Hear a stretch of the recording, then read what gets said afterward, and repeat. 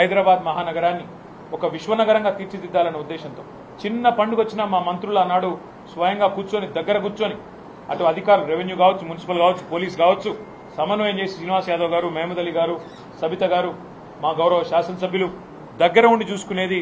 చిన్నపాటి నొక్కు కూడా పడకుండా, ఎక్కడ చిన్నపాటి ఇబ్బంది కూడా కాకుండా, ట్రాఫిక్ అంతరాయం కాకుండా, ఫార్ములా రేస్ కావచ్చు, లేదా ఒక గణేష్ నిమజ్జనం కావచ్చు, లేదా మొహర్రం ఊరేగింపు కావచ్చు, బోనాల పండుగ కావచ్చు, ఏదైనా కూడా శాంతియుతంగా చేసినాం. చివరికి సినిమాల కోసం జరిగే ప్రీ రిలీజ్ ఈవెంట్లకు కూడా అంత జాగ్రత్తగా ఎక్కడ ఇబ్బంది లేకుండా చేసిన ఘనత మా ప్రభుత్వానికి.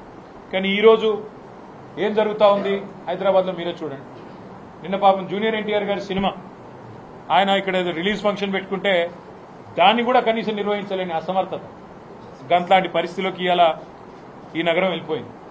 ఇంకోవైపు చాలా విచిత్రంగా ట్రాఫిక్ సమస్య నాకంటే బాగా మీకే తెలుసు, నాకంటే ఎక్కువ మీరే తిరుగుతారు. గతంలో ఎట్లా ఉండేది ట్రాఫిక్ మేనేజ్మెంట్, ఇవాళ ఎట్లా ఉండేది అనేది ప్రజలందరికీ తెలుసు. హైదరాబాద్ గంటలు గంటలు ట్రాఫిక్లో ఇరుక్కొని పోయే పరిస్థితి వచ్చింది.